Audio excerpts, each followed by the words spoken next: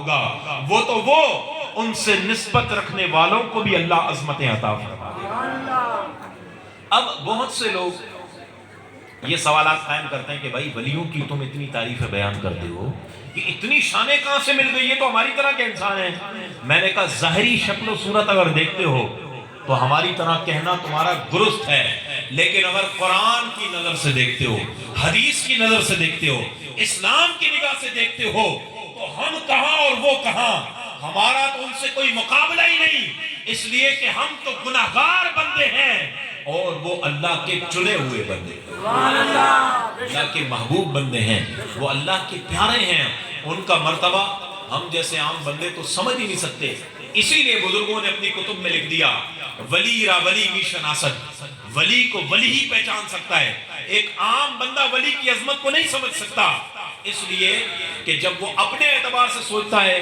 تو وہ اپنی طاقت کے مطابق کسی کی طاقت سمجھ سکتا ہے، لیکن جب کوئی ولی کسی ولی کو دیکھتا ہے تو اس ولی کو خود رب نے بڑے اونچے رتبے دیے ہوتے ہیں، تو اسے پتا ہوتا ہے کہ جب مجھے اتنے اونچے رتبے ملے ہیں تو مجھ سے بڑھ کر اس ولی کو رب نے کتنا دیا ہوگا، اور پھر بہت سے اولیاء سے بڑھ کر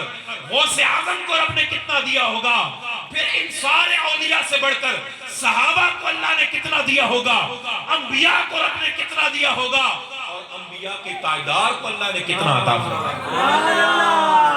یہ بات ہے، جب کسی کو ولایت ملتی ہے نا تو پھر وہ یہ نہیں کہتا کہ ولی کچھ نہیں کہہ سکتے، پھر وہ یہ کہتا ہے ایک ٹھوکر سے احد کا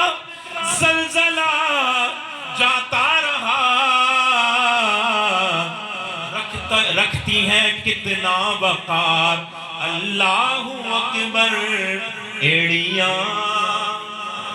وہ کہتا ہے حضور کی تو ایڑیاں اتنا اونچا رتبہ رکھتی ہیں کہ ایک ٹھوکر حضور اگر احد پہاڑ کو مار دیں تو پہلے تو وہ کانپ رہا ہوتا ہے، لیکن حضور کی ایڑی لگنے کے بعد ساکن ہو جاتا ہے، رک جاتا ہے، اس لیے کہ حضور کی ایڑیوں کا رب کے دربار میں بڑا اونچا رتبہ ہے۔ آواز نہیں آئی؟ اور بلند آواز سے سبحان اللہ۔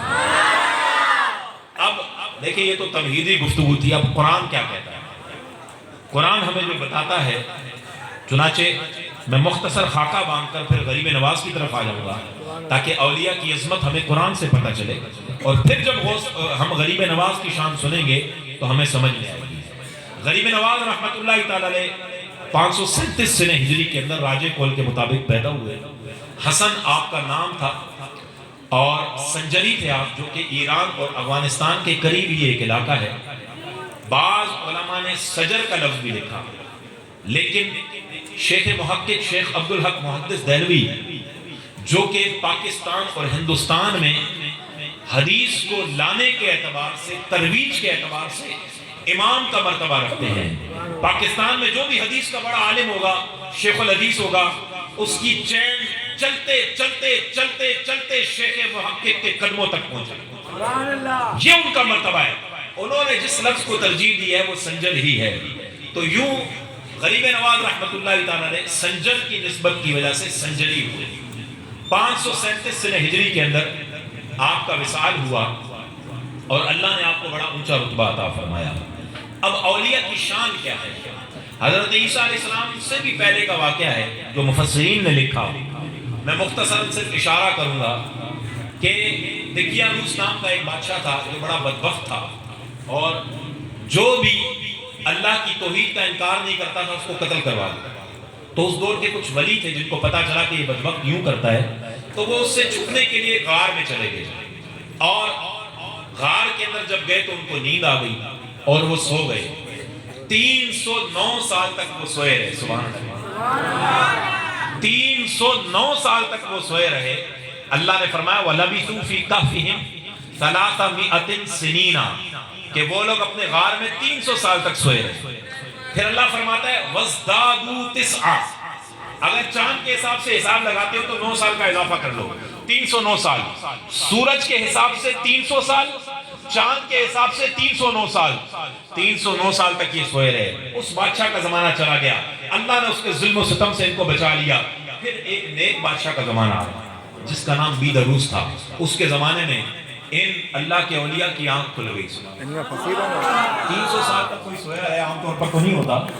اور بڑا مشکل کام ہوتا ہے، لیکن اللہ جس کو زندہ رکھے اسے 300 سال تک نیند دے کر زندہ کر دیا۔ اب جب وہ اٹھے تو ان کی آپس میں بات کیا ہوئی؟ رب کریم نے فرمایا قال قائل منہم کب لبثتم، ایک نے کہا ہم کتنی دیر تک سوئے ہوئے تھے۔ اب آپ مجھے یہ بتائیں، کبھی آپ زیادہ سو گئے ہوں، 10 گھنٹے 12 گھنٹے 14 گھنٹے، اگر مسلسل کوئی 16 گھنٹے سو جائے تو جب اٹھتا ہے تو جسم میں درد محسوس ہوتا ہے، کیوں؟ اگر ایک طرف سوئے تو اور زیادہ درد محسوس ہوتا ہے، کبھی ہاتھ سن ہو جاتا ہے، کبھی انسان کا پاؤں بھی سن ہو جاتا ہے، ایک طرف زور پڑتا ہے